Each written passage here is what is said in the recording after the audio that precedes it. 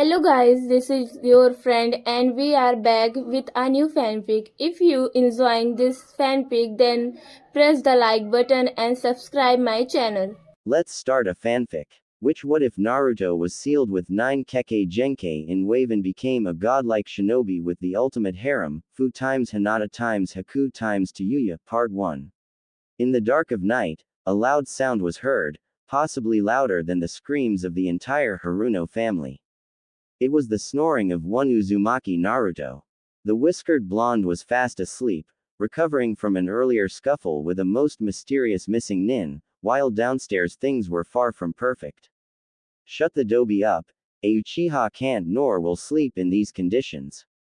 One arrogant prick by the name of Uchiha Sasuke, a duck-haired black-haired kid with severe issues, complained to their sensei, a silver-haired masked ninja of the Jonin rank, by the name of Hitaki Kakashi. The masked man sighed, listening to the boy rant through his locked door. Luckily for the noise level, the pink-haired one was asleep as well. I know that the guy should be too tired to move around at this point, but this is my story, so he just recovered quicker than in the anime or manga. He hadn't really wanted to teach anyway. Kakashi saw himself as more of a lone operative, he worked the best alone. The few friends he had died in battle beside him, his sensei, who happened to be the so-called Dobi's father, not that anyone aside from a few knew that Obito-san Rin-chan did that leave guy his best friend. Sometimes, the silver-haired man had to wonder if he had a curse that killed all those who were close to him. That was the point he argued with trying to get out of teaching in the first place. Flashback. Hokage's office, the day after the Rookie 9 graduated. Hitaki-san, you must train Uchiha-sama, he needs the jutsu in your arsenal, more than any other genin, and other.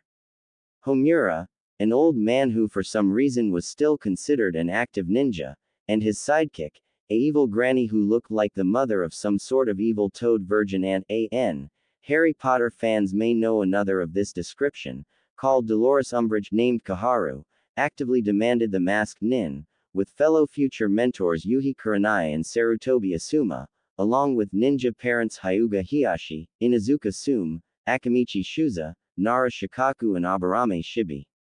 The Sandaime Hokage, an old, still tan-skinned man by the name of Sarutobi Hiruzen, coughed to interrupt the current conversation. And by other, you mean Naruto-kun, who despite being labeled a dead last, managed to defeat a Chunin and master a Jonin-level technique. The Hokage took a blow of his pipe crossly. He cared a lot for the spunky little Jinchuriki, and couldn't help but wonder, if Naruto was able to learn a technique like that so quickly, yet fail his exams. He decided to ask to put someone on it. He and Iruka-kun from the academy always had a bad feeling some of the instructors may have sabotaged Naruto's lessons. In fact, they had managed to catch a former janitor of the academy attempt to break Naruto's chair in the classroom, though the man admitted that others were with him in the anti-Naruto plan, courtesy of some persuasion. Via Anko and Ibiki, he managed to pull the civilian council to his side, and he had to have the janitor go before they could get names. That wasn't saying he couldn't fire him, though. Homura-sama, I hear what you say, and while you have a point or two, I'm not going to train him. Bad luck follows me, the kind of luck that kills, that and I have more important things to do with my time. Besides, the boy's attitude was detesting, but he couldn't bring that up without the old bats telling him that the boy was merely suffering from trauma. Yeah, no way in hell that was true, he was just a spoiled brat. So, other than the all-important Uchiha, can we actually get something done? Hiyashi sighed, like organizing the new genin. Now, while Hiyashi may appear to dislike Hinata, he does care, slightly.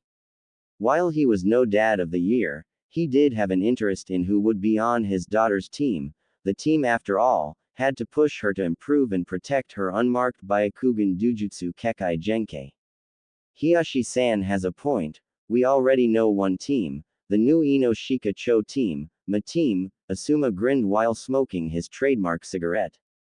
While normally this would induce a complaint from Sum for her sensitive nose, Shibi for its health issues to his bugs, and the old bats, they decided not to, in the hope that the smoke shortens the two advisors' lifespan.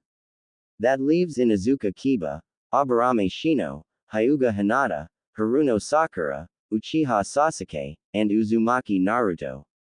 Do we really need to teach that boy anything? Koharu snapped. That boy is too dangerous, idiotic, irresponsible, immature. He's a teenager, that sort of comes with the territory. Shikaku sighed, it's troublesome, but we all were like that, heck even my boy acts like that, sometimes. And after all, we have to take on any genin who manages to pass the academy, and the test that follows, Shibi stated in his monotone, causing the elders to pale. After all, they helped the civilian council pass that law, after all, to give the civilians more ninja from their way of life into the armed forces, thus increasing their overall influence. And as to his immaturity, perhaps being teamed with my son could possibly help him mature. Or, the thing inside him will kill off all your insects, with its the Hokage coughed to cut off Homura. Shibi didn't flinch. He knew quite well his son was safe from the chakra that the Jinchuriki could possibly give off, for unlike the old badgers, he and the rest of the parents here met the boy once or twice, and knew he was not a monster. Actually, I think that setup might work, with my daughter, Hinata, on the team, as well, Hiyashi mentioned, surprising everyone. Huh, Shuza grunted. This is new and troublesome. What was in my water this morning? Sum said to herself. Going off what Shibi-san said, if my daughter was placed on his team, perhaps some of his drive might pass to her. At the minimum, even the most basic of Byakugan could tell if his tenant's chakra was getting loose or influencing him.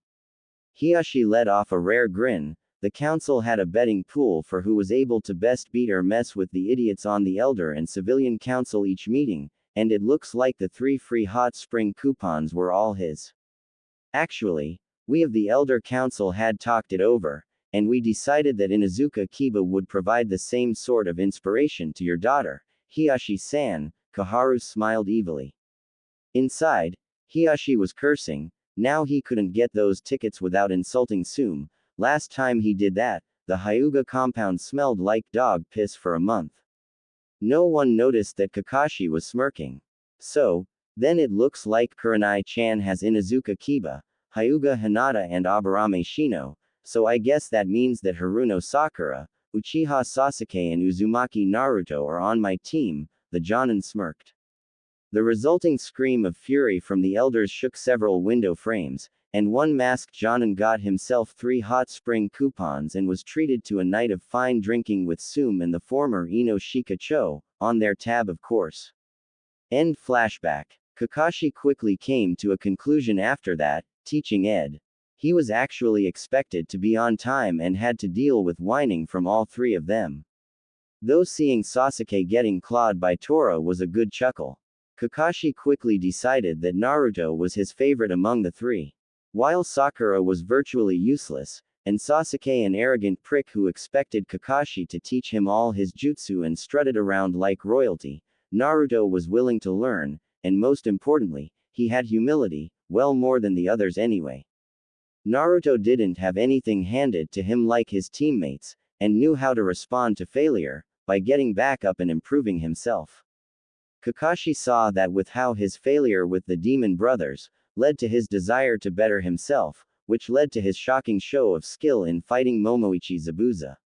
If the boy could use such skill with only 2 jutsu really at his disposal, with only a little help from Sasuke, the boy could be just as great as his own sensei, Namikaze Minato, the Yondaime Hokage.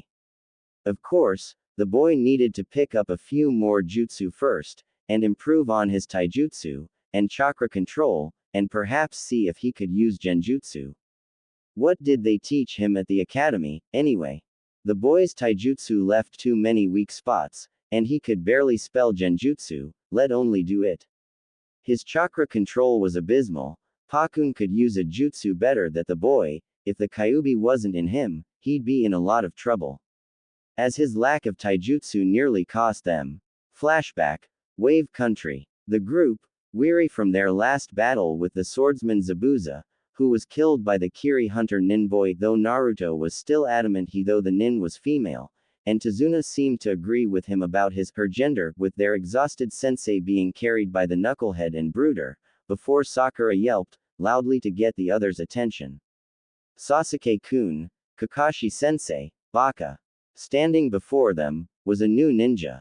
This ninja was wearing ragged brown robes that covered his face, with no visible height. In fact, all they could tell was this ninja was male. Ah, so Zabuza-chan was defeated by a bunch of brats and a dead-weight ninja, No matter, it appears I have to kill the bridge builder now. We won't let you, Datbao. Naruto yelled, before dropping Kakashi. Their sensei then flattened Sasuke, before the Uchiha pushed the unconscious man off, as Tazuna backed away slowly. Dobi, how dare you drop such a weight on an elite? Naruto ignored him. Yeah, Baka, how dare you try to flatten Sasuke-kun? The ever-faithful pink-haired bitch added in. Naruto flinched in pain at that remark, before turning back towards their strange enemy. Humph, what pathetic teamwork, this won't be worth the chakra. Beast wave palm. The mysterious ninja sliced his hand, which was coated in blue chakra, as a shockwave of wind-energized chakra flew at the genin. Sasuke and Sakura jumped out of the way. The jutsu would have instead continued and struck Tazuna and Kakashi, but Naruto, before jumping, did everyone's favorite hand seal. Shadow Clone Jutsu. A shadow clone appeared where Naruto was a second ago, taking the strike and bursting into smoke. This move was witnessed by the so-called out-cold Kakashi, who made a mental note to punish the others later. Not being undone, Sasuke did a series of hand signs, before ending on a tiger seal. Fire release. Great fireball technique. A large ball of fire flew from the mouth of the Uchiha and flew straight at their foe. The foe calmly did the hand signs bird, boar and serpent. Water release. Bubble barrier. The ninja let out a burst of bubbles from his mouth, which formed into a wall that took the fireball head on and negated it entirely. Shit. Sasuke grumbled as Sakura charged at the ninja with a fury, a kunai in hand. Time to prove myself worthy of Sasuke-kun, a ninja who plays with bubbles is no match for, she was thinking before the ninja did hare, monkey, horse and rat. Genjutsu. Zora's illusion of darkness. Sakura suddenly dropped her kunai and fell to the ground, twitching.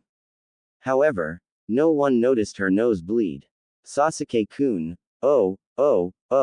Sakura ch. Naruto said, before finding himself unable to call her that, before he created a series of shadow clones who charged at the Rouge Ninja. The ninja quickly put together the hand signs dragon and tiger. Foolish. Wind release. Hurricane gust. The ninja inhaled deeply, before letting out a gust of high-powered wind that blew away about all of the shadow clones, before he heard a crunch in the leaves. Turning, he saw to his shock two shadow clones coming at him from behind. Little brat must have used those clones as a distraction. Impressive. Get out of my way, Dobi. Fire release. Great fireball technique. Out of nowhere, a huge fireball flew and consumed the shadow clones and flew at the Rouge. Teme, you ruined my plan. Naruto yelled. So what? As a Uchiha, my plans are naturally better. Dobi, the still immobile Kakashi was fuming now. That boy was getting trialed when they got back. Actually, those shadow clones were more likely to succeed than your pathetic fireball, water release, gunshot. A burst of water flew from the ninja's mouth, followed by several more. The fireball was hollowed out to resemble a flaming donut before it faded, as the water bullets flew into the woods, before bursting and sending Naruto and Sasuke flying into the air. The Uchiha hit the ground, as did Naruto a second later, before he burst into smoke. What? Another shadow clone. The Rouge Ninja gasped before he suddenly felt a kunai approach him. He barely managed to avoid the weapon, as dozens more flew at him. The ninja managed to avoid being turned to Swiss cheese, but one still managed to embed itself into his right leg. Rag. Ha! A dozen Narutos flew from the woods, all tossing more kunai at their foe, surrounding the ninja. The ninja, with his injury, barely avoided getting any more, before he closed his eyes, and wet his lips with saliva, as if to test the wind. A second later, his eyes shot open, before he jumped with his good leg and flew at the Naruto who happened to be real. Nice strategy, Genin. I'll give you credit, you're the only one here not out cold who should even be a ninja, but I'm afraid that things end here and now. He rapidly did snake, tiger, ox, dragon, rat and dog, before his hand glowed gold. Hidden Sealing Jutsu. Pawa Fuyo Shiru, Ketsuki no Seigen no Kopi. He harshly slammed his hand into Naruto's stomach, causing the boy's eyes to grow wide, before he fell unconscious, the clones poofing away with shocked expressions as well. It was at this point that Kakashi managed to force himself up. Summoning Jutsu. Kakashi quickly hit the ground and summoned his Ninken pack, who quickly charged at the injured ninja, with plans of ripping flesh. Sorry, copy ninja, but I have other places to be. The ninja was about to be bit by Bull, before he substituted with a random stick. Kakashi would have pursued him, but he was too injured to do so, so he leaned on Tazuna for support, as the old man carried the surprisingly light blonde, while he left his dogs to drag the disgraces. End flashback. Kakashi had confined the two others in their rooms as soon as they arrived at Tazuna's house, the doors and windows sealed. Kakashi had never seen something so disgraceful. Not only had both put him and their client at risk from the beast wave palm, Sasuke had actually attacked Naruto or his clones anyhow.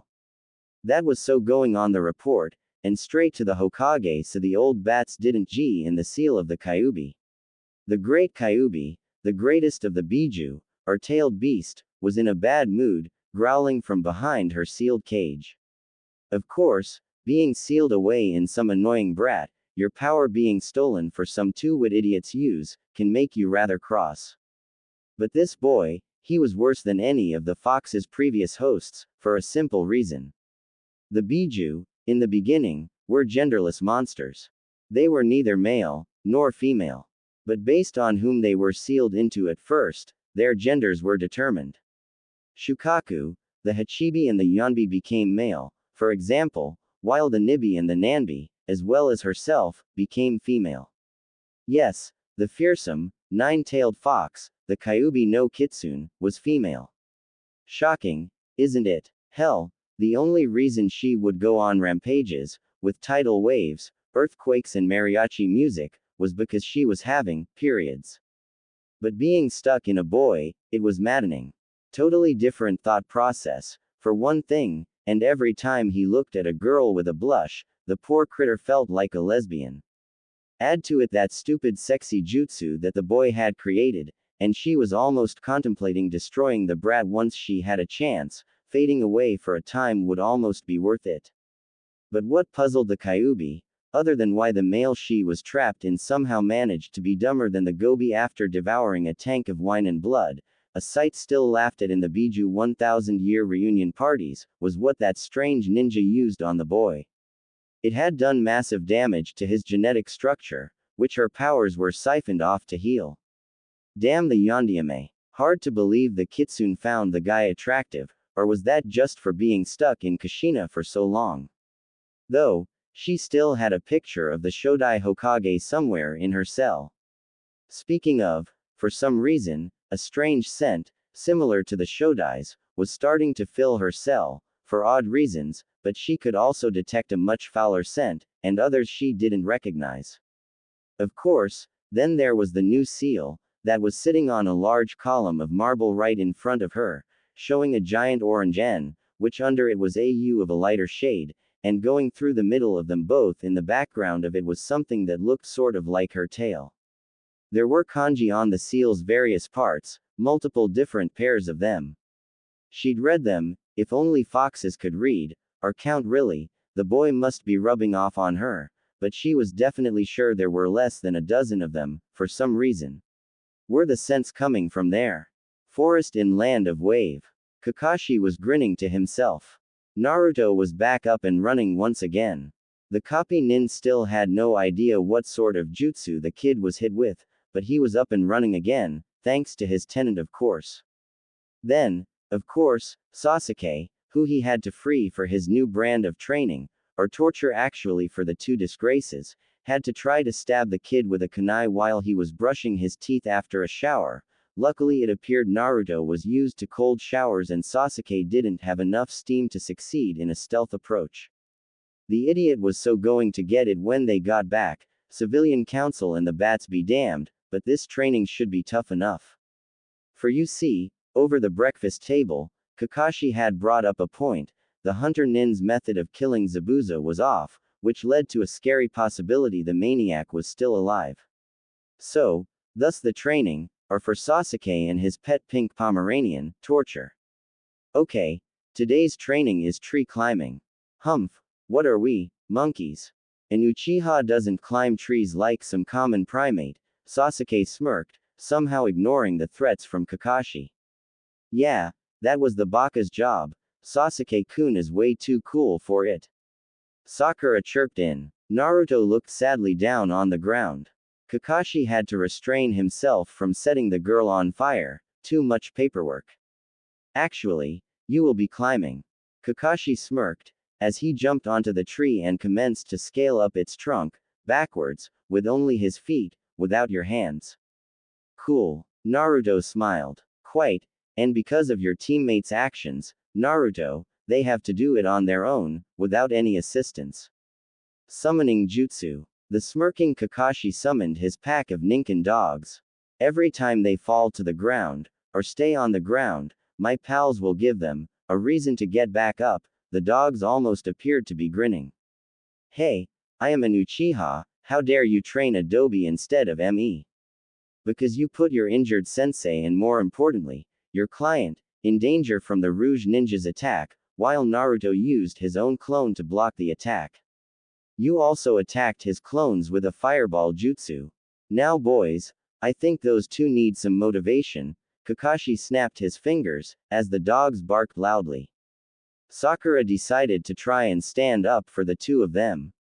Don't you even think about sending those mutts after Sasuke-kun, my mother is on the council, she'll send you to the X. Grr. The tan-furred dog named Gariko made a few dog-style hand signs, before a burst of pebbles from the ground flew and struck Sakura in her overly large forehead, causing her to yelp and jump into the tree's closet branch, rubbing her injured head. Bull and Pakun then grinned, the pug and his bull-dog ride doing hand signs. Bark. Bull stepped back, before a large sonic bark of lightning flew at the refusing Sasuke. Dog-style fire release. Yip ember. Pakun snorted. Dozens of small sparks flew from his nose. The sparks met the thunder bark, before combining with the thunder, creating a larger sonic bark that was filled with exploding lights like fireworks. Dog-style fire release. Firework howl. Pakun smirked as the blast hit Sasuke, sending him halfway up the tree, only for his head to smash through the wood like some dart. Ha! Take that Tem. Naruto laughed, as did Kakashi. I hope that knocked some sense into them. Well, come on Naruto, let's train somewhere else. Oh, by the way, try to mark your high points. Pakun send word if they cheat. Gotcha Kakashi-sama, Pakun smirked. Later at Chizuna's house. Today was a rewarding day, for Kakashi and Naruto that is. The two, sitting around the fire late at night with a cup of hot chocolate, something Naruto seemed to quickly take to. Kakashi heard that Geto imported them from a port town in the land of hot water. Kakashi decided to get some next time they went on a mission around there. Kakashi smiled as he observed his current favorite student sip his drink. Kakashi not only got to see his two problem students utterly embarrassed in such a fashion, but was also able to teach Naruto a great deal. Kakashi was starting to get the big picture. Naruto was a kinetic learner, so he learned things by doing, not with reading on it like Sakura did. He also had shadow clones, and with them was able to learn at an astonishing rate. With hundreds of clones, he was quickly able to scale the trees to their halfway point, and his last climb had set him up to the top of the tree. He was saddened to hear, however, that Sakura had matched that an hour later and Sasuke 15 minutes afterwards.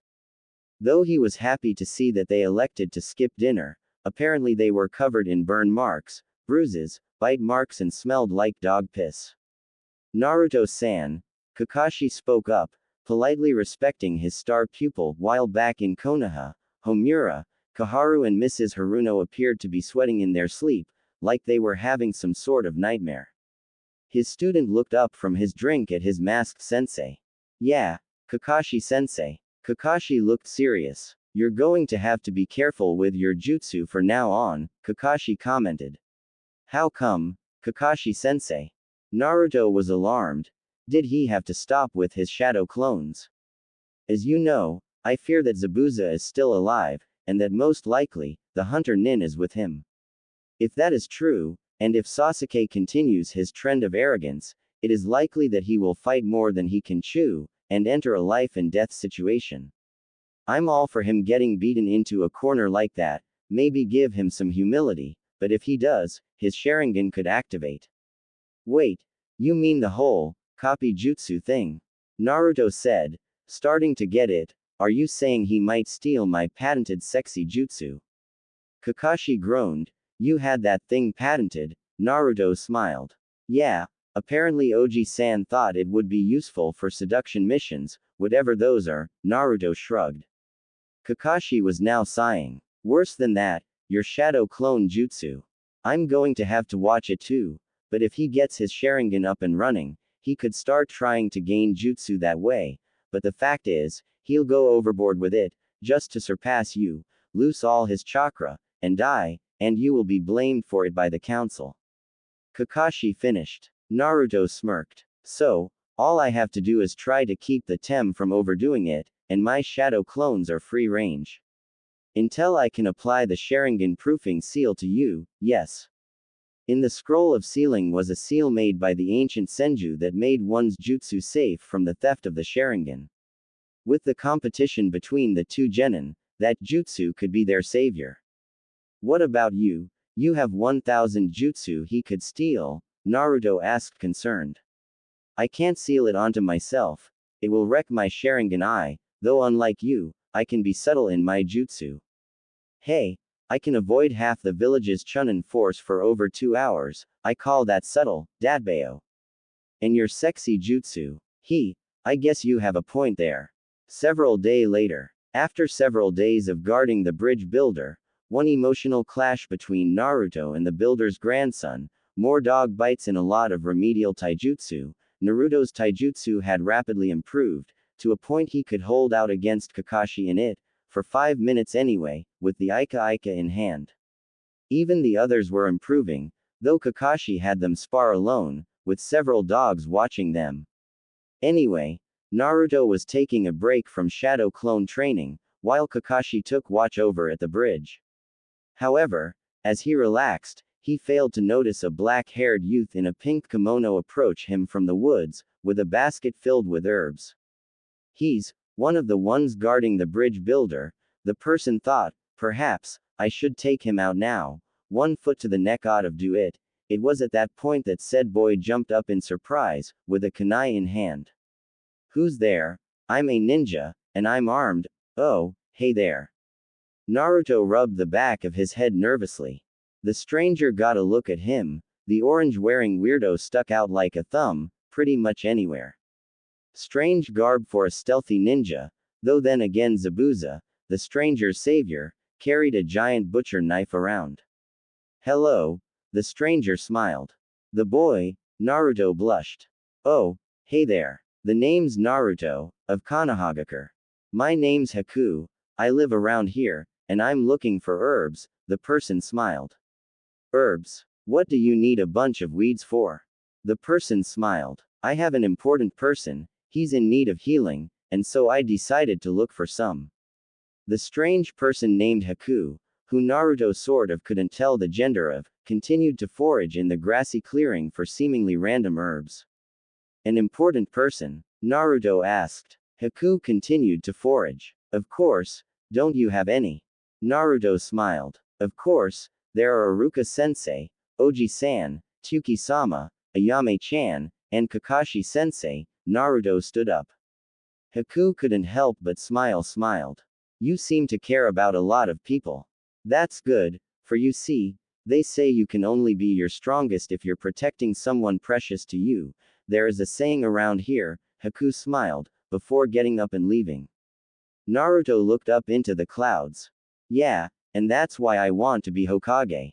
OC ninja techniques, any others come from the show or manga. Zabuza had found the young Haku during a mission many years ago, before his attempted coup against the Yondaime Mizukage. While she, yes his companion was female, hadn't taken part, she agreed to leave with him, and has since followed him on his mission, to get enough money and physical power to help his old friend. Truth was Zabuza was old friends with Yagura, the Yondaime Mizukage and Jinchuriki of the Sanbi, the three-tailed turtle. Back in his childhood, they had been friends, both were misunderstood orphans, Zabuza just a few years older than Yagura. In fact, the reason he slaughtered an entire graduation class, besides to prove that an orphan with self-training was good enough to be a Mizu ninja, but also to spare Yagura the fate of fighting your own comrades. Because of everyone's hatred for him, he would have been gang-attacked, and if the Three Tails was unleashed. Zabuza had also known Utakata, the Rokubi Jinchuriki. Back in the day they had fought together, once he, Utakata and Yagura had single-handedly defeated an entire army of shinobi from the Land of Frost during the Third Shinobi World War.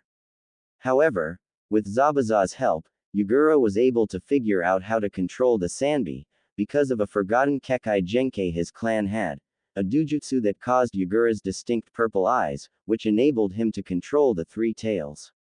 He hadn't been able to activate it, and the Sanbi didn't exactly help, until Zabuza managed to help him. Afterwards, Yagura was quickly able to become the Yondaime Mizukage at age 15, and Zabuza one of the legendary swordsmen to help his friend maintain power. Then, his friend began suffering from nightmares, all of which had a similar pattern, red eyes with Tomo. These dreams stirred the Three Tails, causing the poor Kage horrid nightmares and hallucinations. Then, there was the Kiri Council. Like Konoha, the council had a civilian side, and they were petrified of Kekai Genkai. This, rather absurd fear resulted in a war in Mizu decades ago, that they kept alive in the civilians of the Land of Water via propaganda, as well as the ninja villages. That's why clans like the Yuki that Haku hailed from had to go into hiding. The last time he had seen Yagura, he had just had one of his Anbu, a man named Ao, do some spying on the civilian council with his stolen Byakugan eye, and had made a startling discovery. They were paying a mysterious group, with strange black robes covered in red clouds, to influence the Mizukage with a mysterious genjutsu, causing the unrest of the beast inside of him, that they were able to use as a sign of insanity to keep Yagura from interfering with the bloodline purges that were devastating the local ninja. These ninja, one who had a hunched back and a strange hat, and the other with long blonde hair and an obnoxious voice, never said who they brought in, but they were definitely responsible. So, Yagura gathered Ao, one of the top jonin in the village named Mei Terumi, a rather attractive redhead with two Kekai Genkai, and himself, and devised a plan. Yagura knew that dramatic action had to be done, and knowing his name would be blackened from the council's action regardless, asked his old friend to stage a coup to kill the civilian council, while Ao and Mei unsealed the Three Tails and released it, to stop the council for getting their hands on it for their own use. However, he did leave a few requests. One, that no matter what, he protected the young Haku, who he began to see like his own daughter. She was the last of her clan, as far as he could tell, and didn't deserve what was happening here. The second was to look for his distant cousin, Yukimaru. He had heard he had vanished, picked up by the S-class Sanin, Orochimaru of the Leaf Village, and Yagura was fearful that he could extort the young boy's power for his own use. So, while Zabuza managed to kill about half the civilian council and a few corrupt members of the Shinobi Council, along with some guy who sold cabbages who assaulted Yagura with them when he was a kid, failed in a complete coup and fled the village with Haku, though never finding Yukimaru, Ao and Mei managed to unseal Yagura and set up a power struggle. Last he heard, Mei was close to becoming the Gondime Mizukage, but he couldn't return yet, not until he found Yukimaru and destroyed the one who ruined his friend. Penny for your thoughts, Zabuza-san. A voice spoke up. Startled, Zabuza drew his sword as Haku drew out a dozen or so senbon. There, standing at the door, was the unknown shinobi who attacked and sealed Naruto. Who are you? Zabuza demanded. Answer and I might not gut you. That, Zabuza-san, I can't do, but I do have information you might be interested in. Zabuza would have rose an eyebrow, if he had any. Yeah, get on with it, the stranger smiled. I heard about your bond with the Yondiame, your friend I believe. I have information about his controller. Care to ask? Zabuza growled. What do you know? The stranger smiled under his disguise. His controller has the Sharingan. His name is Uchiha Madara. Haku looked confused. Zabuza-sama, from what I read, that man must be ancient. He co-founded Konohagakure no Sato, and how can he be alive? The stranger shrugged. How does Zabuza-san lack eyebrows, or how did Yagura Dono hold a giant turtle inside of him? Is anything truly impossible, with enough work that closed the argument? Yes, Madara Tem has many plans, but amongst them is the rebuilding of the Uchiha clan to serve him. However, including himself, there are 3 Uchiha left in the world, and both he and Uchiha Itachi of Akatsuki are sterile. Madara from the techniques he extends his life with, and Itachi is sterile from the sickness that's consuming him, so that leaves only one Uchiha left in the world, Uchiha Sasuke, currently guarding the bridge builder. Zabuza and Haku's eyes were wide open. So, if we kill the brat, that Tem will be screwed, no clan for him. Zabuza grinned evilly under his mask. The stranger stayed unmoving. Or, you could capture him, and force Madara to come out in the open, and then take him on your own. Zabuza turned towards his young ward daughter in all but law or blood. Haku-chan, change of plans, ignore the bridge builder, capture the Uchiha while I occupy the copy nin. Haku nodded. Yes, Zabuza-sama. The stranger opened the window as if to jump out, but left with one more thing. If you see a blonde-haired kid with whisker marks, try not to kill him. You'll only regret it. Wave Country Bridge construction site sometime later. Kakashi sighed. Here he was, stuck on a bridge, either having to work, or watch the duo while they mutter darkly and glare at him. Naruto was on house watching duty. The poor kid was exhausted for taking the entire watch yesterday, so Kakashi could make sure the duo had learnt something, without dogs, persuading them. So here he was, keeping tabs on Duckhead and Howler Pinky. He hoped at least they'd fall off the bridge. Of course, it had to be something else. Hey, lazy bones, you and your squirts could help, you know, Tazuna grumbled. Kakashi sighed. Yes, Tazuna-san, Shadow Clone Jutsu. A second Kakashi appeared next to the original and was sent out to work. He smirked at his students. You two follow him, his students groaned, but seeing as though this guy could re-summon the devils, or dogs as they were actually, they decided to do it, reluctantly, while all the time, planning some way to deal with the ninja dogs. Though, while engrossed in their work, or in the only lazy bum's case, his Ika mist had begun to creep across the bridge. Meanwhile at Tazuna's house, what, are you saying that they already left to attack the bridge? Naruto demanded towards the bound samurai. The poor blonde-haired kid, having been allowed to sleep in by Kakashi, woke up to the house being broken into by 2 samurai thugs hired by Geto. Though, in combination with Inari, the bridge builder's grandson, the 2 punks were tied up, and being interrogated by Naruto and Tsunami, Tazuna's daughter, via a frying pan. Smack. Ow. Bye. Naruto kicked the swearing mercenary in the nuts. Watch it, there's a kid here, now what was this about attacking the bridge? The other hired gun smirked. You're too late, kid. Zabuza's already there, tearing apart your pathetic team, and the old man, Tsunami smacked him with the frying pan. Smack. Grandpa. Inari gasped. Naruto glared at the two.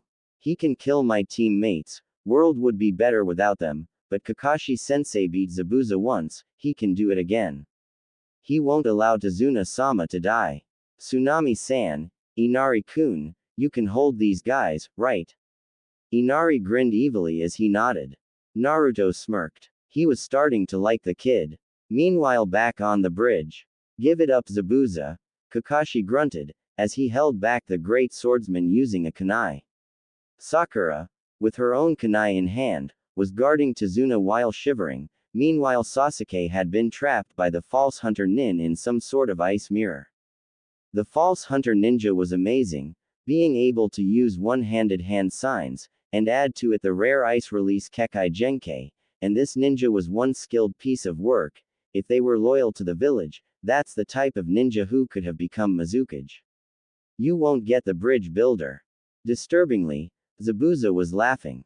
The laugh actually seemed to have humor behind it, as it ranged out across the battlefield. He smirked. Kakashi, Kakashi, Kakashi, I'm not after the bridge builder, the Uchiha is my target now. Haku will defeat him and I will defeat you and the pink-haired waste of air over there, and I think'll leave the old geezer be, never liked that Gato guy much anyway. One certain pink-haired waste of space was now fuming. Leave Sasuke-kun alone, you jerk, tell your buddy over there to get lost and get straight. Sakura yelled. Zabuza growled at the insult, his anger giving him leverage over Kakashi's blade. One could even see an inflated vein, or anime tick-off mark, on his head. Listen here, you brat, you pathetic, talentless cunt, Haku is like my daughter, and a better kunoichi than you ever will be, and if you call her that again, I will mount your head on my fireplace, along with that jerk who damned my best friend, and use it as a dartboard. To add insult to injury, he twisted his blade, knocked the kunai out of Kakashi's grip and sent the copy nin stumbling back. While not in a way to allow an easy decapitation, Zabuza instead tossed the kunai at the girl, who blocked it with her own kunai, but the blade began to spin in the air and thumped her in the large forehead, knocking her out with a concussion. Sasuke-kun, she mumbled in her out-cold state. Zabuza growled. That type of deadweight always bit the dust in the final exams, at least Kiri was safe from that kind of ninja. He spat at the ground near Sakura.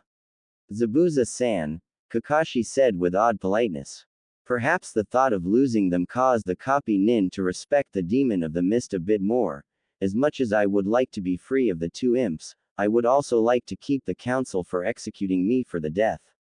The Uchiha is the pet of the elder and civilian council, whose most obnoxious member is the Pinky's mother, so I have to keep them safe. Well, no one said I had to teach them anything really, so, water release, dragon bullet technique. A water dragon rose, aided by the mist and the sea, and flew at the missing nin, who did the hand sign serpent, bore and slammed his hand to the ground. You can't win, Kakashi. Water release, turtle barrier. A huge turtle, the shape of the Sanbi in miniature, rose up from the ground and blocked the attack, sending a cascading wall of water into the air. Now Kakashi had lost the man again, thanks to the hidden mist jutsu in the air. Fire release, night illumination. Kakashi did a tiger seal followed by a dog, as a ring of fire flew from his hands and briefly illuminated a flash of metal, Zabuza no doubt trying the silent killing technique again. The two enemy ninja took notice of one another's moves and called out at once after several hand signs. Water style. Great waterfall technique. Two huge waves of water struck them both as the battle raged on between Haku and Sasuke, the last youth of the Uchiha and his fire jutsu versus the last remnant of the Yuki clan and her ice mastery. He was surrounded by the mirrors with Haku warping from mirror to mirror while tossing hundreds of Senbon into the last Uchiha, who now resembled a rather large hedgehog. However, the Uchiha had several advantages. First of all, the mirror jutsu she was using consumed a mad amount of chakra. Despite several sessions of specialized training with Zabuza, she didn't have the reserves to do this for much longer. In a ground fight, she'd be in range for his fire jutsu and that new Sharingan he had obtained after the first 50 Senbon. Second, she was to take him alive, so she couldn't use lethal force, limiting her jutsu. True, while she hated killing, she had a few jutsu for that from Zabuza. Finally, that Sharingan was tracking her movements. Last time he tossed a kunai during a Senbon wave, she had gotten a cut on her upper arm. After a few other attempts of his, he was getting slowly closer, and she was running out of options. Perhaps a change in the flow of battle might help. Doing a few rapid one-handed seals, several ice spikes rose from the ground towards the Uchiha, who easily dodged them. Is that all you got? He boasted. Or has my Sharingan, the ultimate Kekai Genkai, made you realize your pathetic existence pales to mine? Haku smirked, as she had him where she wanted him, as she flew from an ice mirror and sent a dozen Senbon straight at his unguarded back. But then his damn Sharingan kicked in. Fool, that isn't even worth copying. Haku shook her head, he couldn't copy it anyway if he tried. Fire release, great fireball technique. A huge fireball was blasted through the Senbon, melting them before hitting Haku, knocking her back. She rolled on the ground, as the flames burned a hole through the battle robes, showing an ice-colored bra underneath. Sasuke smirked. What? You're a girl. No wonder you're so weak, but I'll cut you a deal. Become one of my bitches and help me revive my clan, and I'll let you live, Haku groaned. No way in hell I'd do that, you duck, Haku said as she dissolved into water. Sasuke's eyes went wide, that was a water clone. He cursed himself for not being able to copy it, before he heard creeping ice, as an ice spike flew straight at him, with a victorious Haku smiling under her battle mask. Game over. Hey, Zabuza was vague in his orders, a guy didn't need an arm to revive a clan, did he? He could be still used as bait. But then, the orange ninja with blonde hair jumped down from above. And the hero is here, Dadbao. It's him, Haku commented. Perhaps he'd be an actually decent employee. Shadow. Naruto began before noticing Sasuke's Sharingan. That's it, Dobi. Give me that jutsu of yours, Sasuke smugly thought. He groaned, before stopping his jutsu and taking the ice spike himself right through the stomach, only narrowly avoiding the heart and lungs. Naruto. Kakashi gasped from outside the battlefield, before two water dragon bullets collided once more. Zabuza also commented on the battle. Oh no, that was off for Haku, that Uchiha must have said something really bad, have to remember to give him a little bit of torture once we have him, now to take care of you, Kakashi. Naruto's shout of pain soon filled the air. Ah! He yelled out. Sasuke smirked. This was the only thing that idiot was good for, a shield to protect his betters. Haku stared at him. Why would you take that attack for this? Stain on humanity? Haku asked, retracting the ice spike. Its frigidity barely avoided granting hypothermia, but blood loss was still occurring. Naruto groaned out. I said it, to this girl I met, and I'll say it again, I fight for my precious people. And one of them is my Oji-san, the Sandaime Hokage, told me, as did Kakashi-sensei, that no matter how much of a stuck-up your teammates may be, you can't abandon them. If I was to let Sasuke die like this, I'd be worse than him, as those who abandon their team are lower than trash. Meanwhile, inside the seal. Finally, the time had come. The little Bakashi was sealed and had gotten himself into near mortal peril. Time for her, the Kyuubi, to save him and perhaps try to take control. She was in the mood for some destruction, or tacos, depending on what came first. However, as she let a stream of her chakra out to heal her host, she noticed some of it was being diverted, straight into that strange seal. What in Kami? The seal briefly began to glow orange, or at least in a portion of it, where a kanji glowed brightly, the kanji for storm. Back to reality. An orange-red glow began forming around Naruto, as his wound began to heal. The air began rippling with power, shaking the bridge slightly. Naruto then began forming tiger, dog, serpent and dragon. Storm release. Great twister. A huge twister of wind and lightning formed from Naruto, before expanding and crossing the field of battle, as Haku and Sasuke were pulled into its winds. What? Power? Haku gasped. How can the do be? And why can't I copy it? Kakashi was wide-eyed, as were Tazuna and Zabuza. Haku. My bridge. Kakashi was the most shocked of all. That's a Kumo Kekai Genkai, how is that possible? As the twister dissolved from the stone-adorned bridge, Zabuza and Kakashi found themselves knocked to the ground, as were Haku, Tazuna and Sasuke. Sasuke was unconscious, Tazuna was moaning about his back, and Kakashi and Haku were unable to move. Only Zabuza was able to push himself up. Wait, you're that girl from before, Naruto gasped. Haku's mask had shattered, revealing her face. Yes, I am, she said meekly. How would this guy act like this? She nearly killed him. She mentally prepared herself for the emotional pain that never came. Oh my god, you are so awesome. I can't believe how cool you were in thrashing that Tem around. He looks like a giant hedgehog, you've got to teach me how to do that. He laughed. Haku blushed, before speaking. I'm flattered, but I created the Senbon I use via my Kekai Genkai, and you can't teach, or copy that. She glared at said duck hedgehog, but you were the most impressive, Naruto-san, you somehow managed to create a massive twister with some sort of Kekai Genkai. Naruto looked confused. Ha, that giant twister, how did you create it, and where did you get the hand signs? Kakashi grunted. Naruto shrugged. To be honest, I have no idea, the conscious fellow's sweat dropped. He's definitely unpredictable, Kakashi sighed.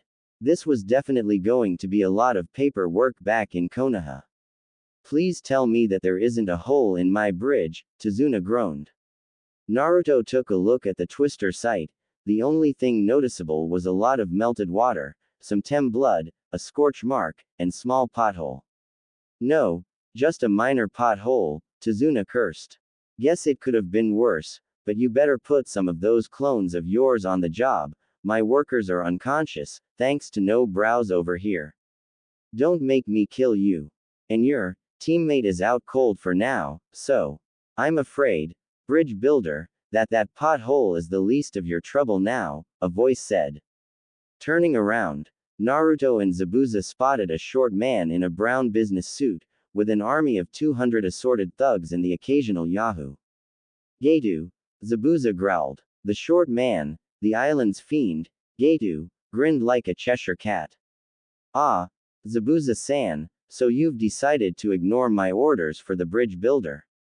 Too bad, I was hoping to let you kill him and those leaf nins, then kill you and collect the bounties on you and the copy nin, and be on my way. Yeah, like these fools you hired could kill me, or anyone here. Hell, the Pinky could beat your jokes of an army. The jokes growled at the insult Zabuza had thrown at them. Getu just smiled coldly. Ah, the humor of the cornered man. Boys, destroy the bridge builder and the traitor. Whoever takes him out gets his ice bitch, and who takes the bridge builder gets the pink one. The man smirked cruelly. Naruto looked back towards Kakashi. Can't we just toss her at them? He shook his head. It would after all be too much paperwork. Well then boy, you're with me. Seeing as I have no more reason to take the geezer's neck, and Haku's injured, I'll just kill these clowns and be on my way, Naruto smirked. Need some help with that? After all, protecting Tazuna is my mission, and protecting my sensei, or any of my precious people, is my duty, as is sadly my team as well, though if they get maimed I guess it couldn't hurt. Zabuza glanced at him. This kid was a lot like Yagura. If he squinted, he could almost see an image of his late friend overlapping the young kid, and could almost hear their voices as one. To be Hokage Mizukage, that's my dream, then everyone will have to recognize me, and I'll be able to protect my friends. Zabuza smiled, as he hosted his massive sword. Let's do it, Tazuna then wailed. Don't break my bridge, no matter what you do. The two ninja then charged at the armed horde. Naruto blocked a sword slice with a sharp kunai, before creating a dozen shadow clones, who charged into the armed mob with more kunai at the ready. Naruto then jumped into the air, before yelling. Storm release, Great Twister. Now airborne, the tip of the storm just missed the bridge road and thus the mob was ate up and spewed out randomly, hitting the ground with random snaps of broken necks and other bones. Haku and the others must have been lucky to escape so easily from the storm, or was it just his bad luck that Sasuke did? Heads up Genin. Water release. Great waterfall technique. A giant wave formed from the accumulated water in the air as the huge wave swamped the battlefield, wiping away rogues, while the shadow clones were able to avoid the attack. Kakashi sighed, and Haku gave him a curious look. Is it wrong to say that Naruto and your sensei over there work better as a team than my genin? Haku laughed. Wait, they're actually a team. Back to the fight, Zabuza just cleaved a few swords man clean through, before he groaned. Some punk just managed to stab him with several kunai, in the back. Zabuza-san. A clone gasped before a rouge destroyed it. Haku gasped. Zabuza-sama. Haku cried she was unable to protect her master. She was failing as a tool, her important person was probably fatally injured. URG, I'm sorry, Yugura-sama, Mei-chan, Ao-san, Zabuza gasped for air, but, I'm not going down alone. He charged blindly, ignoring more accumulating injuries, as he flew straight at the slowly retreating Getu. Zabuza, spotting him, yelled out a battle cry and tossed his blade, the great blade going straight into Getu, knocking both it and the man into the churning sea below, definitely dead. Naruto, after his shadow clones and twisters had finished off the last of the men, rushed to the downed man. Zabuza-san, he gasped. The eyebrow-less man looked at the boy, and smiled. This boy was again starting to look like Yugura, or was his mind playing tricks on him? Boy, bring me, to Haku-chan, please. Naruto had tears in his eyes, as he dragged the slowly dying man to his daughter. He lowered him next to her, as Haku struggled up. Zabuza-sama. Zabuza looked at her. Please don't die. You're my special person, my reason to live, my two-san. She cried. Zabuza raised his hand, and held it to Haku's cheek. Haku-chan, I was glad that to meet you, it was nice to have a family of some kind. I couldn't have stuck to my, and Yugura-sama's plan, without you. This boy, he's a lot like Yugura, he turned to the boy and Kakashi. He has a biju in him, doesn't he? Just like my friend, the Yondaime Mizukage. Naruto and Kakashi looked alarmed, Kakashi's regular eye briefly darting towards the unconscious failures of his. So, it's a secret then. Perhaps, that was better than it being known. Let me guess, it's the Kyuubi. Don't answer, it's evident on your face. Zabuza smiled under his ripped mask. Kid, your dreams, don't give up on them, no matter what. Yugura had less than you did, in a town that made Konoha look like a flower field, but he still became a cage, and I believe, you can too, he smiled. Haku, I'd give you my blade, but it's kind of underwater, my bad. Haku was crying as Zabuza chuckled, but, no matter, you were never a killer anyway, you don't need a sword. You just need a strong friend. Kakashi-san, I wish to ask you a favor. The copy nin looked over to the dying mist swordsman.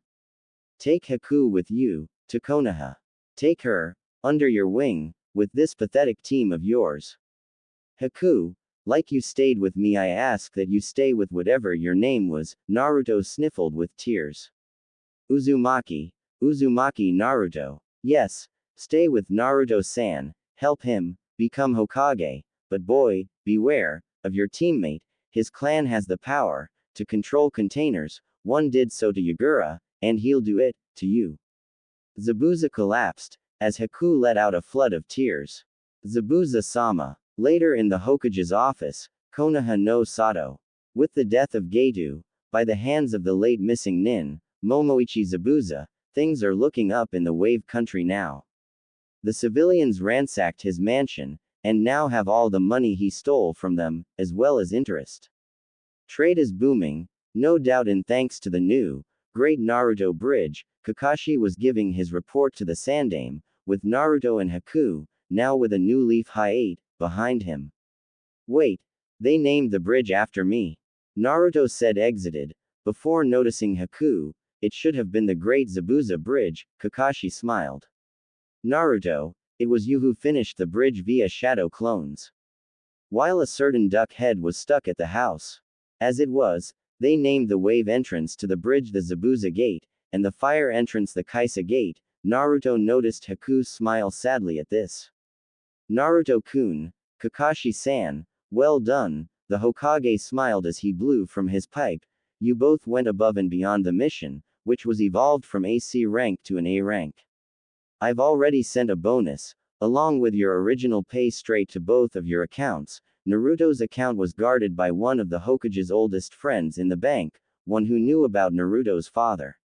The man was firmly entrenched when it came to the vault. In his time he stopped countless attempts of civilians and ninja to take Naruto's cash for either spite or to repay the damage the Kyuubi left. And you, Haku-san, I've already sent the non-bonus payments of both Haruno Sakura and Uchiha Sasuke, whose pay was deducted due to their crimes, as well their names being removed from the mission records on this mission, as well as a large fine deducted from their family accounts sent to Naruto's and Kakashi's accounts, and the both of them placed on a full week of the most horrible D-ranked missions, including catching Tora, cleaning the public restrooms and removing massive bunions from Choji's grandmother's feet. He tried to get them sent back to the academy, but the civilian council and elder council stood firmly against it, though he oddly got Danzo's support. Into a new account in your name that I set up. That should be well enough to help get you started, before you take on more missions with Team 7. However, there is the matter of the bingo book price for Zabuza. Send it to the people in Wave, Haku said sadly. I can't use that kind of money. Naruto placed a hand on her shoulders as Haku blushed. Haku, you okay? You kind of look like you have a fever or something. Kakashi smiled at Naruto's question. The kid was more concerned in how Haku was feeling, instead of trying to get a rebound chick. Okay, I understand, the Hokage smiled. Kakashi will give you elemental training while the rest of your team, as loosely as I can apply that term, is done with their punishment. Naruto-kun, I hope you don't mind, but I was unable to secure housing for Haku-san at the moment, so she'll have to stay with you. That was all that could be said before Haku fainted. While somewhere in town, a pale-eyed heiress suddenly felt someone was ripping her off somehow. Haku-san, Haku-san. Naruto shook her, before looking around at the older men. They smiled. I believe Haku-san is tired, why don't you take her to your home? Naruto nodded vigorously before taking the unconscious girl with him out of the room. Now the old Hokage turned towards Kakashi.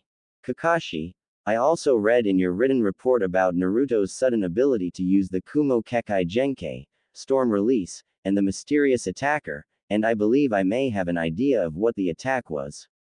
I have never seen it myself, but it's an ancient technique, from years back.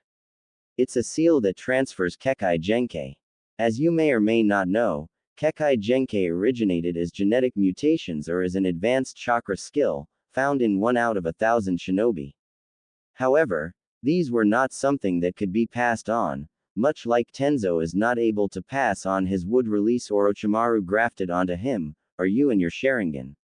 However, this jutsu would pass the traits to another person, and grafted it into their DNA in a way that allowed for genetic passing of the traits. However, your description may describe something else, an evolved version of the technique for passing multiple Kekai Genkai, but as to the attacker, I have no leads. At the same time, the sheer amount of genetic alteration that Seal must have done to Naruto would kill any regular person. What about that Hirako guy, who rumor says is preparing a way to obtain multiple ones? Perhaps he has. And why would he give them to a Leaf Nin? He fled the village when the 9 Tails was announced, he's terrified of it. No way in hell would he give that sort of power to Naruto. So, thus the attacker, and his motives, remain unknown. Meanwhile at a hill in Wave, the wooded hill, sitting with a view of the sea, with a simple tombstone that simply read, Momoichi Zabuza, the stranger appeared to be paying his respects. He sighed. This changes my plan. Your apprentice by going with our young Jinchuriki, alters my plans, but not in a negative way. Zabuza, you died a hero, I hope Kami sees that. He drew a scroll, and opened it, revealing a very thin transparent veil of some sort. Sealing style. Undisturbed rest of the dead. The stranger covered the tomb with the veil not detectable by chakra or the human eye. However, the grave glowed as the seal took effect. Wood release. Rise of the red fern. The stranger did a single dog hand sign, as a red fern formed next to the grave. He chuckled. I've been reading that book too much, he chuckled as he left the hill. With the rejects, outside of Konoha public bathroom. How dare they make an Uchiha clean filth from mere commoners? This is the sort of thing the Dobi and his ice bitch should be doing, not me. Sasuke declared angrily. Of course, the Anbu, who was wearing a duck mask, had been put in charge of watching them by the Sandame, and so didn't respond. Best not give the idiot any satisfaction. However, the two were refusing to enter the bathroom, stubbornly crossing their arms looking away. This is a job for the Dobi, and his new ice bitch, not for me, the last Uchiha. Yeah, Sasuke-kun is better than this. They continued to rant, until the bathroom's occupant, Shuza Akamichi exited. As he spotted the two troublemakers, he got an evil grin on his face. Ah, the two, Genin. I am a Uchiha, idiot. My mother's on the civilian council, so don't you dare treat me like that unless you want your F. The duck Anbu quickly sealed their mouths shut with his hands. The Anbu were the cage's self-selected special operations units. They did their operations covertly and silently, and helped maintain order in the village. Because their missions were covert, they were not on record, for either ninja or civilian. Recently, the Sandame had begun renovating the Yondaime's house on the edge of the village. Only accessible from a hidden space-time warp point in the Hokage office, unless you had the key of course. This house was originally supposed to be given to Naruto once he became a Chunin, as well as his heritage. By then, the Sandame had hoped that the young boy would be strong enough for the resulting assassination attempts. This would also help curb down anti-Narutoism. However, two things had changed. The first of them was his new rivalry with Sasuke. Once this became knowledge amongst the populace, there was no doubt that attacks against Naruto would increase, beyond the basic food price overcharging and possible lesson sabotage. While he knew of a few Anbu who already were outspoken against Naruto, the Sandame didn't want to risk one of the boy's guards going turncoat and aiding attackers. The second was the appearance of Haku. Naruto, while no Casanova, still had to share a single-bedroom apartment, so a several-bedroom house might be more preferable. However, another of the more covert missions of the Anbu was to prevent anyone calling an Akamichi some sort of derogatory remark. Past experience has long taught the dangers of insulting people who could grow to the size of hills.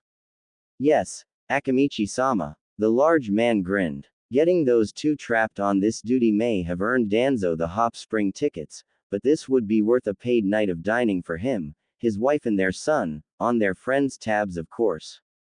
As he thought this, Inoichi found himself suddenly shivering and Shikaku suddenly felt glad to be on an A-rank mission.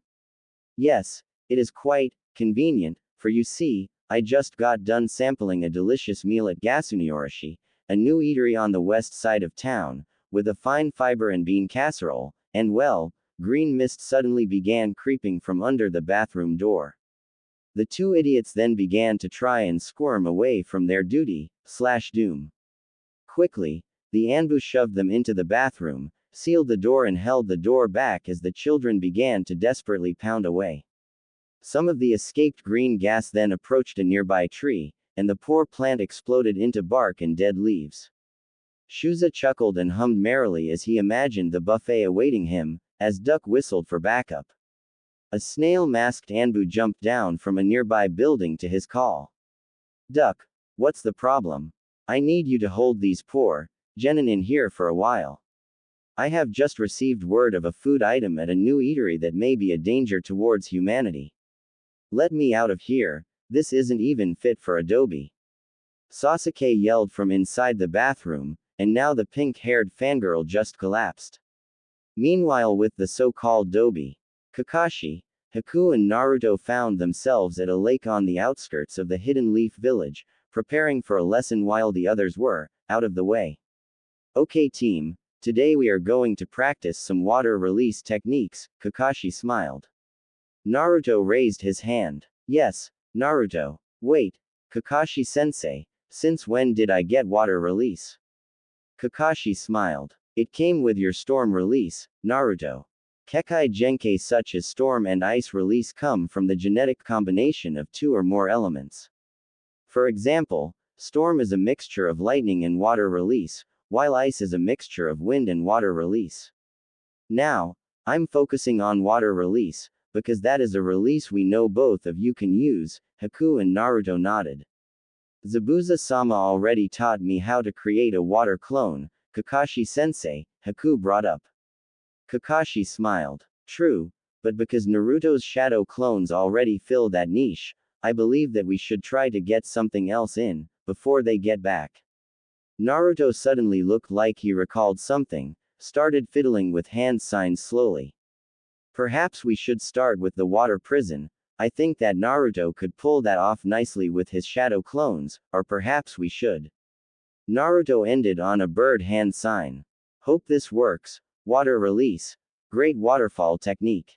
No, Naruto. Kakashi yelled before all three of them were engulfed in a huge tidal wave. Gulping for air, both Haku and Kakashi quickly got back on the surface of the water and obtained balance, but as Naruto rose he just kept blubbering around. Or perhaps Naruto-sama should focus on water walking first, Haku commented at his blubbering form with a blush. Kakashi frowned. True enough, but I don't know if I should be impressed with him for somehow picking up that technique on his own, or somewhat annoyed. The last day before Sasuke and Sakura freedom. After 6 days of trial, error, near drowning and an angry Mrs. Haruno and the two bats demanding the lessons ceased with the foreign kunoichi and the dead last and instead focus on the Uchiha and his pink cheerleader of horror, once free from the poison ward at the hospital. They were getting shown the great waterfall jutsu. Now, standing on the surface of the lake was Naruto, clad in an orange pair of swimsuit trunks, against Haku, who was in a bluish-white one-piece swimsuit with Kakashi standing on the lake shore. Now that Naruto had finally gotten water walking down, it was time to test how far they had come. Haku was to become a member of Team 7 for the time being, and Kakashi needed to make sure the both of them were ready to go out for any more missions like Wave. Now that both had seals on them, administered by Kakashi himself, to block the Sharingan, their moves were free to go. Let's see how good you are, Naruto-kun, Haku smiled. Naruto sighed, it was either this, or Sama. Naruto began to do several rapid hand signs, for, lightning release, thunder ball. A ball of static electricity formed in Naruto's hand, before he tossed it at Haku, overhanded. The ball struck her head on, before she dissolved into water. A water clone, Naruto said surprised. It was then that he noticed the water below him to begin to rapidly bubble. Water release. Explosion. An explosion of air flew from below Naruto, sending him flying into the air as Haku burst to the surface, giggling. Naruto's eyebrow rose slightly, before doing his favorite hand sign. Shadow Clone Jutsu. A dozen shadow clones formed from above and all created thunder balls, before tossing them straight at Haku. Ice release. Protective ice dome. A dome of ice formed around Haku, blocking the shadow clones' attacks. Flying from the dome came dozens of ice spikes that quickly pierced the attacking clones, leaving only the original. Not bad. Storm release. Gray Twister. A huge twister formed on the lake surface, spinning straight towards Haku, destroying her ice dome, but the girl was nowhere to be found. Wait, where did you go? Naruto was looking around confused. Water release. Explosion. Naruto was sent flying into the air once again before exploding into smoke. Haku gasped. A shadow clone. Water release. Great waterfall technique. A surge of water crossed the wave surface, swamping Haku and sending her flying to the shore. Apparently, Naruto had created an extra shadow clone, and used him as a distraction as he prepared the destructive jutsu. Haku then found herself panting on the lake shore, with Naruto lounging beside her. Not bad, Haku-chan, not bad at all, Naruto smiled. The girl smiled, it took him long enough to call her that. Not bad yourself, Naruto-kun, Kakashi smiled as he shimmered over towards them. Fine spar today, and tomorrow we begin our first mission as a united team again. Haku and Naruto groaned, Kakashi sighed, I hate them too, but we have to put up with them. Hopefully, it will be something where you guys won't need to kill one another over. What they didn't realize were two things. First of all, they were being watched from on top of a cliff nearby, via the white-eyed, all-seeing Byakugan, by none other than Naruto's admirer, stalker, the blue-haired, blue-eyed Hinata Hyuga. She had a smile on her face after watching the two fight. Amazing Naruto-kun, those jutsu were incredible. I hope I can pull off something just as amazing, she poked her fingers together. She would match Naruto's skill one day, and then earn his heart, though this new girl could be trouble for that plan. Smiling, she decided to ask Kurenai-sensei if she could give her some extra training tomorrow. The other was the mission itself they would get. Team 7 had no idea what they were about to find themselves thrust into. In a misty hideaway in the land of tea, altar room. Locked up in a cage, sitting next to a floor littered in coal, was a large bird. Not just any type of bird, but an ostrich. This ostrich, who had 3 pink ribbons on his neck, was an ostrich that Team 7 had returned home on a mission some time ago. This was Mr. Ostrich. The bird was glaring angrily at his captor, before somehow manifesting a voice, yelled. What's the big idea, locking me in this cage? Just who do you think you are? A male voice then laughed. Oh sorry, my ninja ostrich friend, the bird paled, yes, I know about your practice in the ninja arts, plotting your escape and your freedom. I recently heard you successfully mastered the shadow clone jutsu, no? Maybe, but only to earn my freedom. Humans will not hold me in their possession forever. The voice laughed out again cheerfully. Who knows, if this goes wrongly, you might just be freed forever. The bird paled. Did this guy plan to kill him? But, as for a name, a figure walked out of the shadows, before the ostrich. You may refer to me as Taizune. It was the mysterious shinobi. Hokage's office. The Sandaime was stuck behind a mountain of paperwork, almost wishing he would keel over right this minute. Perhaps the greatest enemy of any cage was the mountains of paperwork that resulted. Sure, whenever a big shot like a Biju attacked, you got to fight, and you got your face on the monument, but all the paperwork was still nasty. Add to it that almost all of the paperwork was from the civilian council. Lessening of the vandalism punishment. Are they trying to ask permission to ransack Naruto's apartment? Denied. The Hokage tossed the paper aside, in the much larger pile. Did they really think they'd get these laws? Honestly, were they just trying to annoy him? Back in his youth, and during the other Hokage's reigns, the cages would use bunshins to do the paperwork. Much less stressful, and it freed up time to go out with Jiraiya for research. Damn aging. He just couldn't do a good shadow clone to do his job like he used to. His chakra replenished too slowly, and his clones last too shortly, to do it without killing himself. The Sandaime wasn't quite sure if the other cages did the same thing for their paperwork, though he did know that the young Takigakure leader, Shibuki, had came to Konoha for shadow clone lessons with Ebisu. Takigakure, the village had an alliance with Konohagakure, and it had since the first Great Ninja Wars.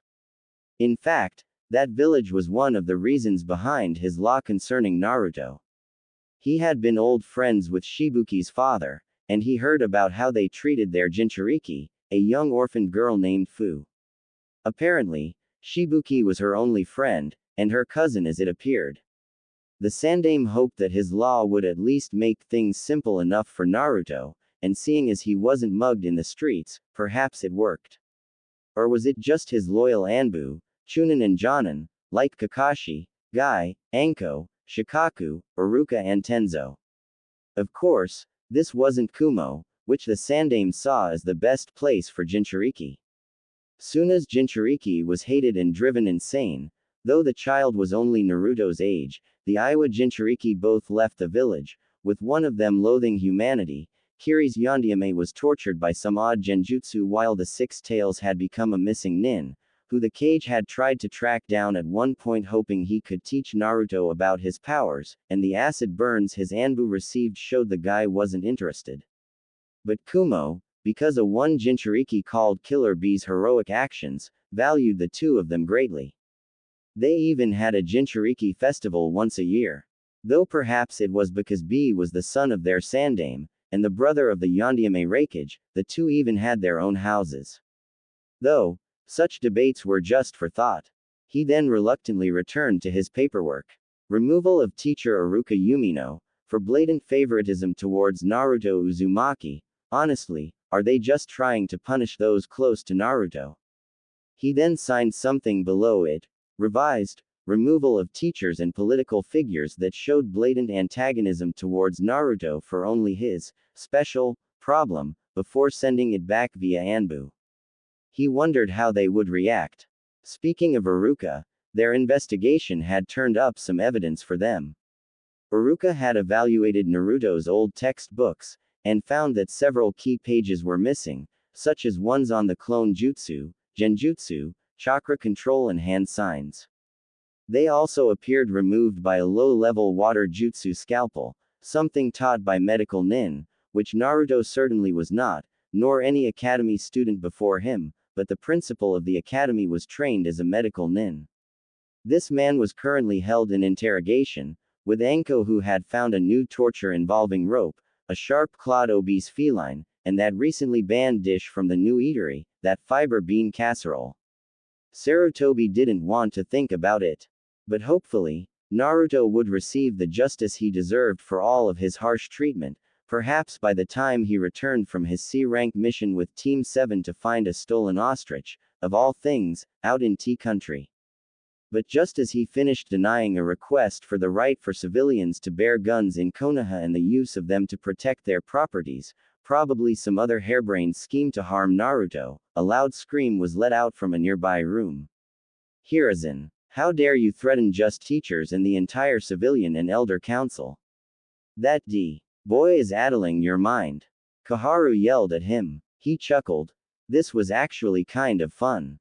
And they were wrong. Danzo was actually on his side these days. Perhaps bringing a rare mistress of the Ice Kekai Genkai, or perhaps gaining one himself, swayed his old rival. Hiruzen smiled, before sending his Anbu to remove her. Land of Tea, road before. In an ideal story, the merry team of 4, led by their sensei, would be rapidly approaching their target without a hitch. Of course, life isn't just some story written by anyone. No, while Team 7 was making good time, there was a clear divide in the air.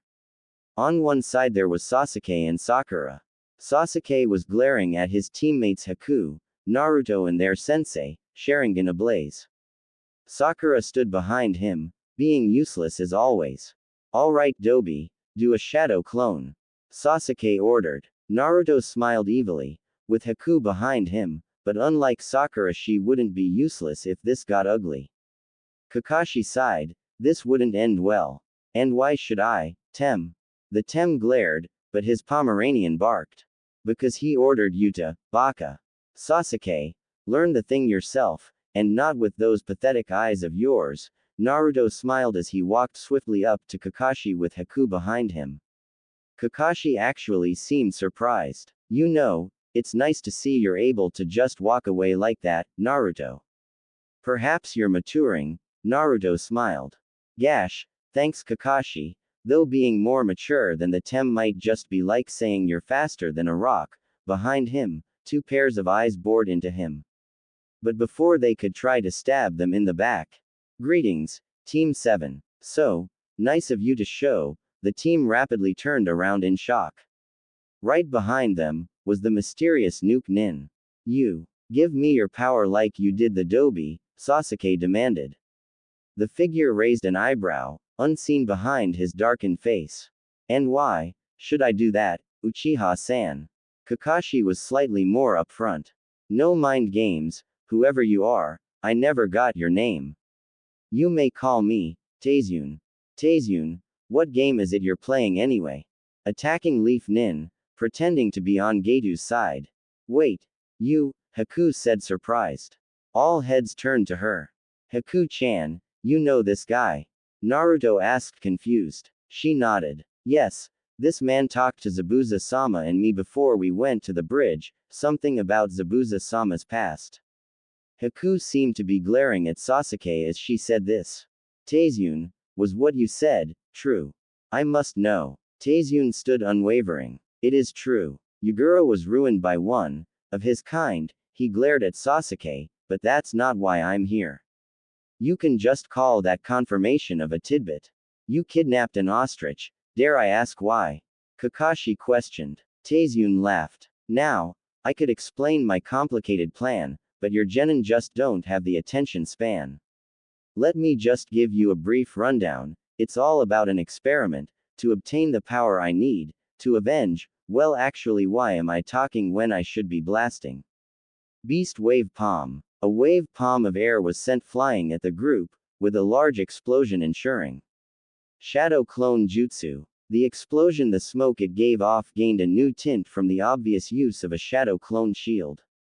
Taizune stood unwavering as the smoke cleared, to show Naruto charging at him. Lightning Release. Thunder Ball. A ball of electricity formed in Naruto's hands, before it was tossed straight at Taizune. The man smirked. Storm Release. Cloud Wall. A wall of storm clouds formed in front of him, blocking the attack with an explosion of clouds. But from that smoke cloud, a dozen shadow clones flew at him. Uzumaki Barrage. A dozen punches and kicks were sent straight at Taizune, who was sent flying into a tree.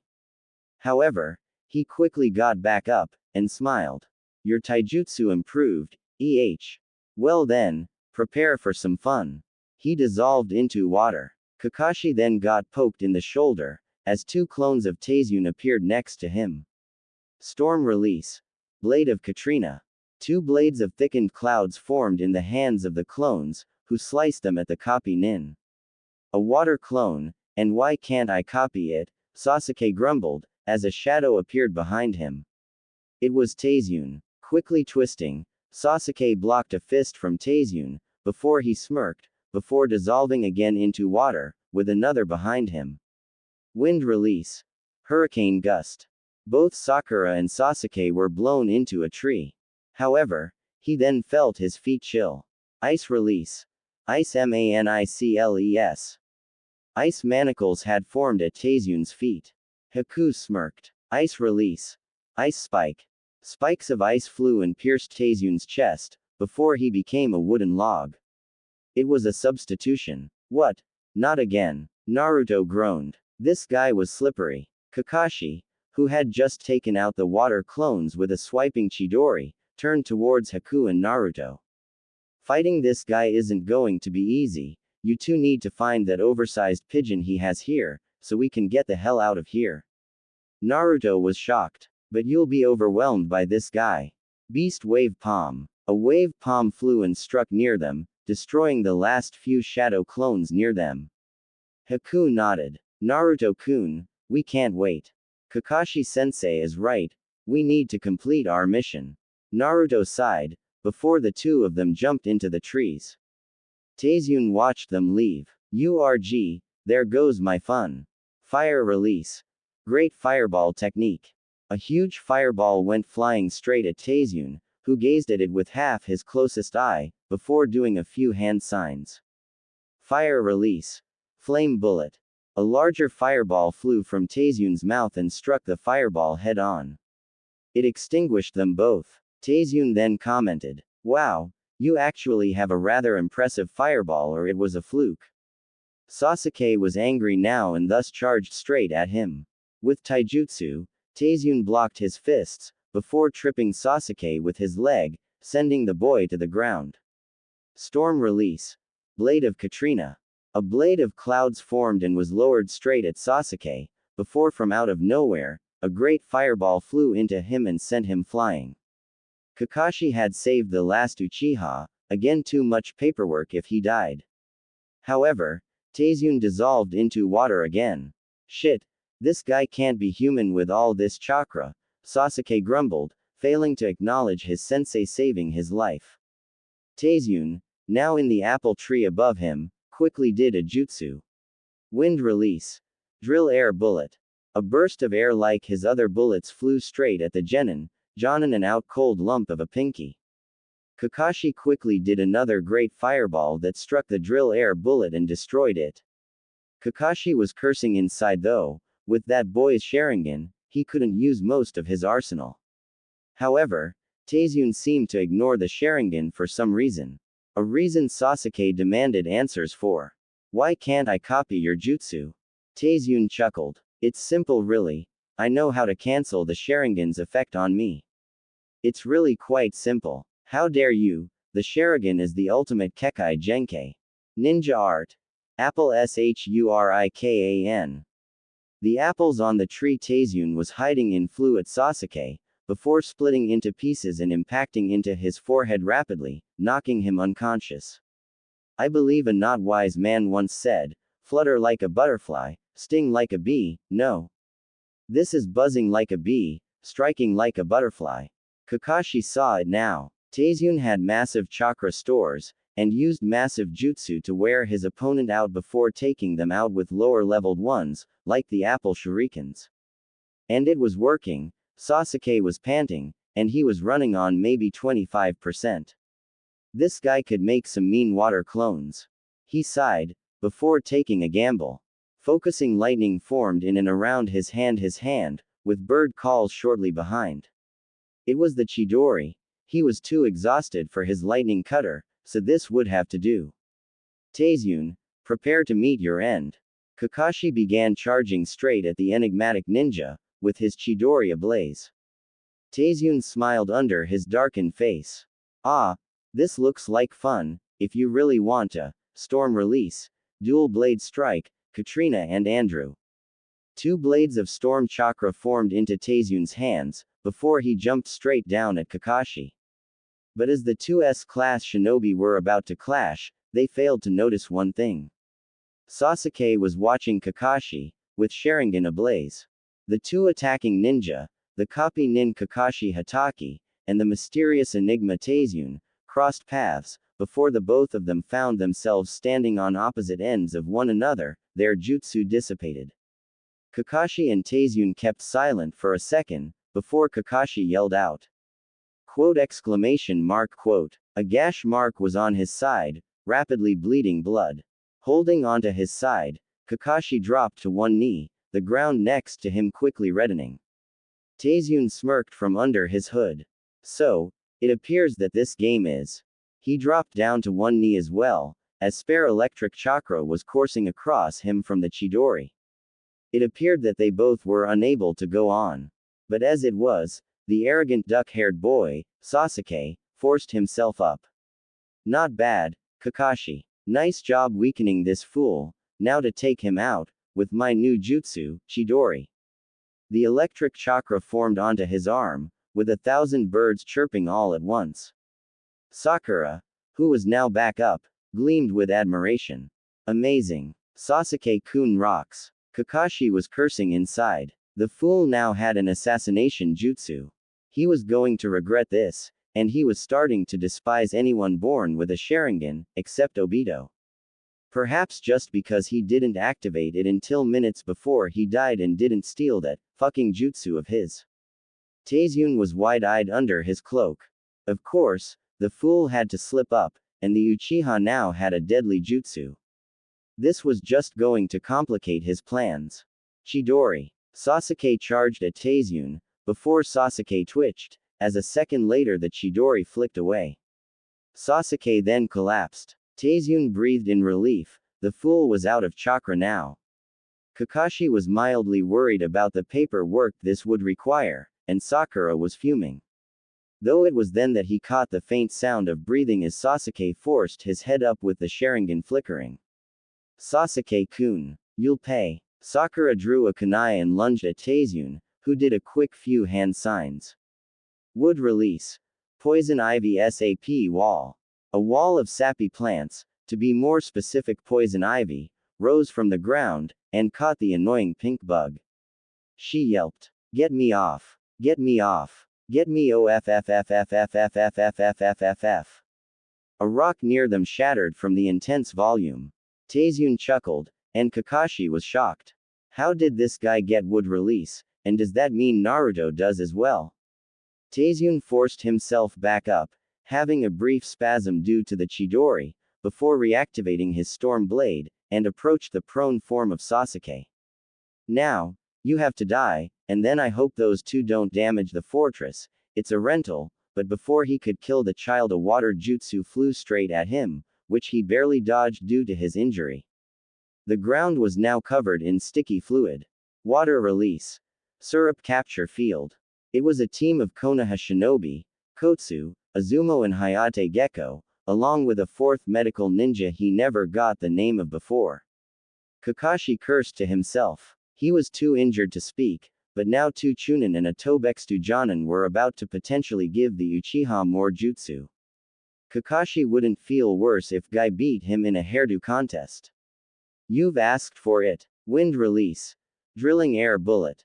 Inside the fortress, we now find the two decent genin of Team 7, Naruto and Haku, in a dark hallway.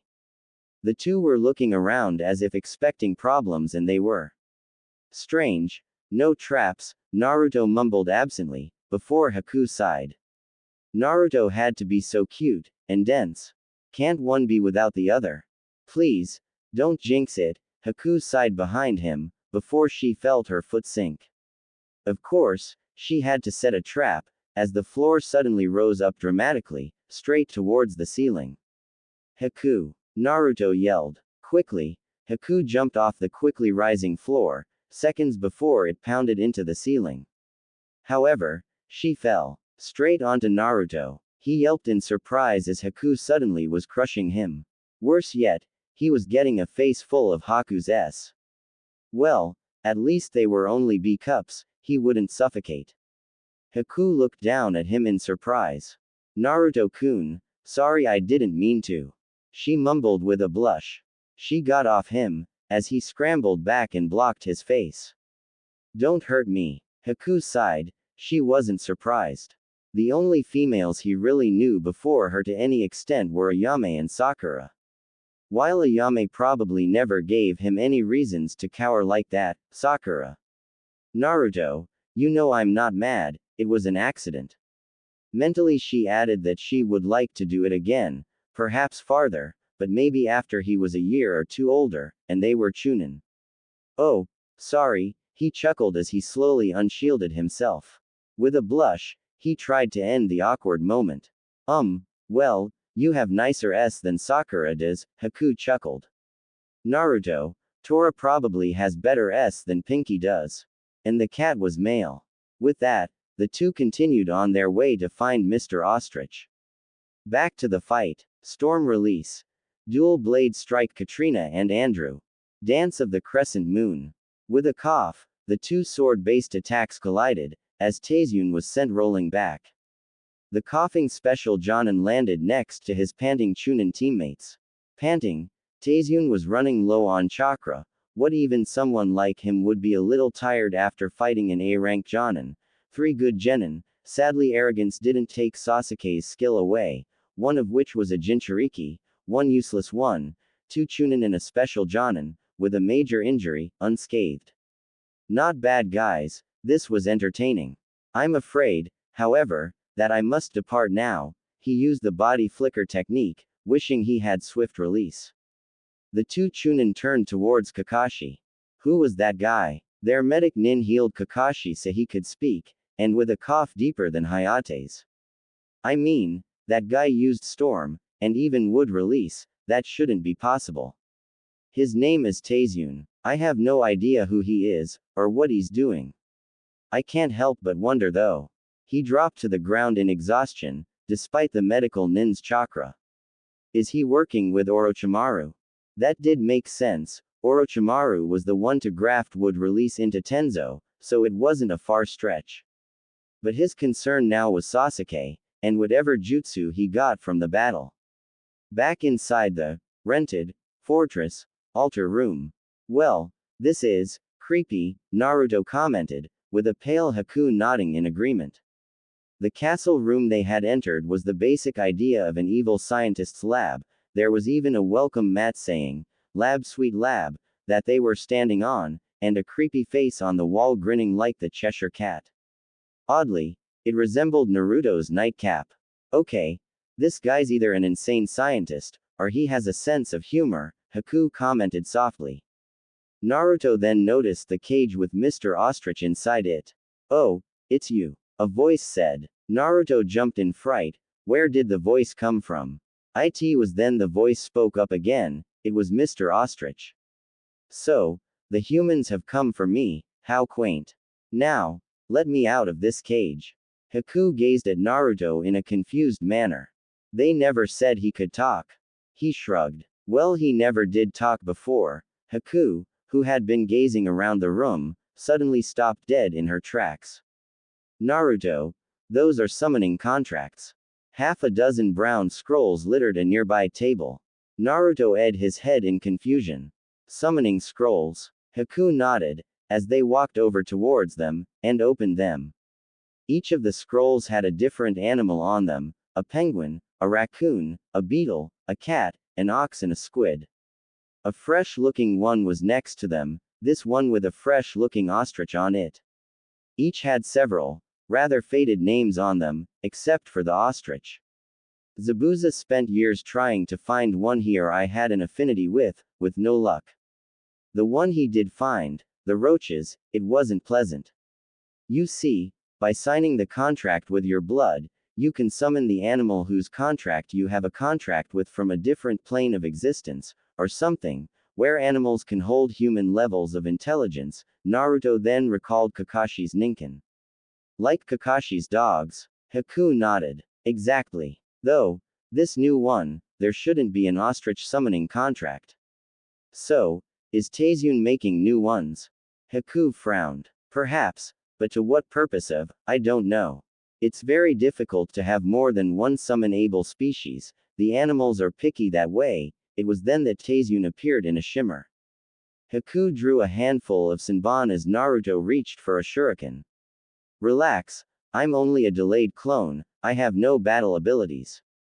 I'm here to say, the ostrich shall be burned alive. Suddenly, a great fire burst forth, forming an impenetrable barrier of fire. This delayed technique, Armageddon Blaze *** will burn your bird alive. He poofed out of existence.